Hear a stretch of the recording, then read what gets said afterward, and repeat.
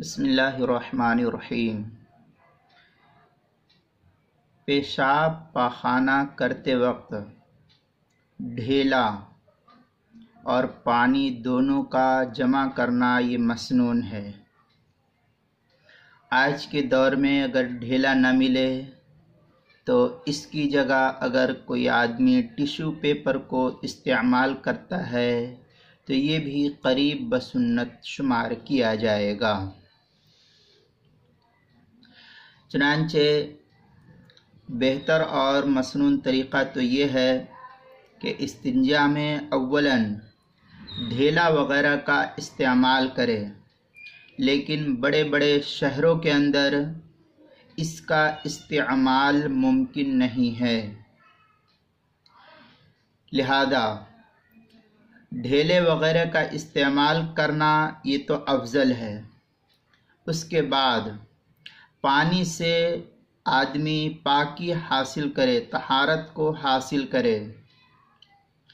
قرآن پاک کے اندر اللہ تعالیٰ نے اس پر عمل کرنے والے جو اہل قبا تھے ان کی اس عمل پر ان کی تعریف فرمائی ہے، ان کی تحسین فرمائی تھی۔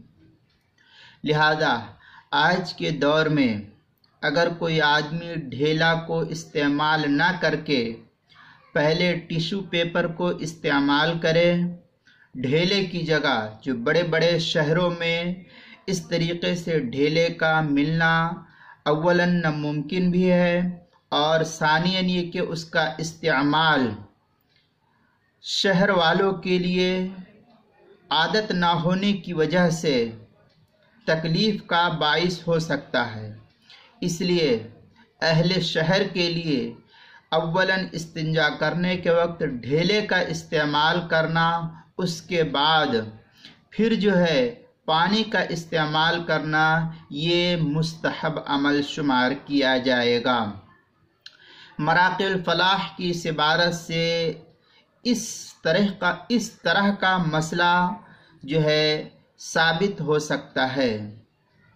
چنانچہ مراقی الفلاح کی عبارت ہے والافضل فی کل زمان الجمع بین استعمال الماء والحجر مرتبا فیمسح الخارج ثم يغسل المخرج لأن الله أثنى على أهل قباء باتباعهم الأحجار الماء فكان الجمع سنة على الإطلاق۔ یہ عبارت جو ہے مراقی الفلاح کے اندر نقل کی گئی، تحتوی علی مراقی الفلاح، اس کے صفحہ 45 پر اس کو نقل کیا گیا ہے۔ اردو کتاب سے میں نے اس مسئلے کو مستفاد کیا ہے کتاب المسائل کی پہلی جلد صفحہ 123 سے۔ لہذا اگر کوئی آدمی اس طریقے سے ٹیشو پیپر کو ڈھیلے کی جگہ استعمال کرتا ہے تو اس کا استعمال یہ جائز ہوگا۔